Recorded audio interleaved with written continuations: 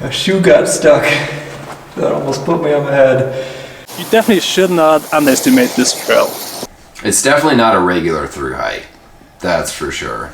Long water carries, gross water. The water's worse out here. Cross country, there's no trail all the time. You're frequently doing things where if you fell, you could really get hurt or die. Should definitely be aware of the fact that the climbing is really not that easy. It's been way tougher than we thought, but it's also like a really rewarding trek.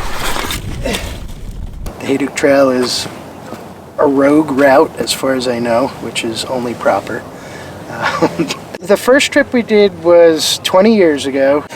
We went through a bunch of places that literally we couldn't find anybody who could tell us if you could get from point A to point B. We found the 7.5-minute topo maps were wrong a lot out here. They'd never been ground truthed. Yeah, there's been issues with flash floods and giardia, and I know one dude blew his knee out. I think there was a broken ankle. So much more dense with cool stuff than I expected. It's so different than the PCT. I haven't seen another thru hiker on the trail yet.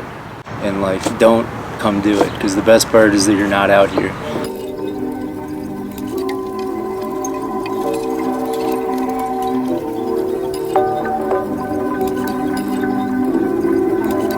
One of the things that has made the Hayduke Trail really unique compared to other thru hikes is that there's kind of a lot of those high intensity moments.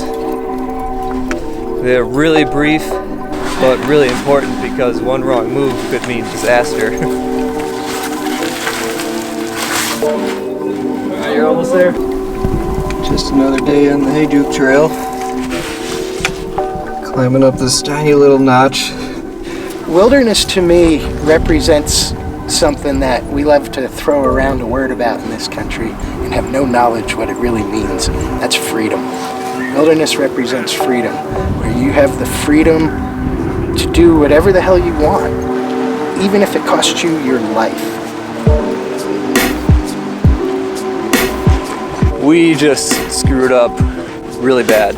We got sucked down into a canyon that was completely the wrong canyon. We faced a long walk with no water. We had to camp overnight with no water. Really made me realize that when we're out here in these elements, even the smallest mistake can be magnified 100 times. If we're lucky, by the end of the day, we'll be back at the spot that we were at our lunch break. We're kind of sold an illusion that if we do everything right, suffering can just be eradicated from life. But out here in the wilderness, it's a completely different philosophy. Suffering is just impossible to get rid of. But that's not really the point. The point is that we find things to do that make the suffering worthwhile.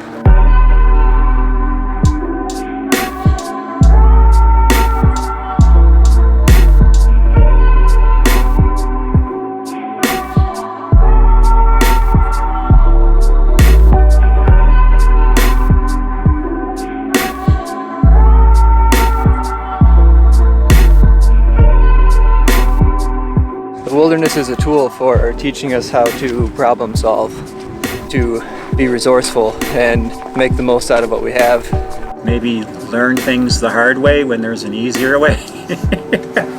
You have to make a decision. If you make a wrong decision, you have to try to find a way out of that. So wilderness can teach you that you can be very self-sufficient and can make you feel more empowered in other aspects of life. It gives us that opportunity, the time and the freedom to experiment and figure this stuff out for ourselves. But I had no choice, I had to figure it out. Now the next step is to figure out what to do. I'll just have to figure it out. That's how this whole trail has been.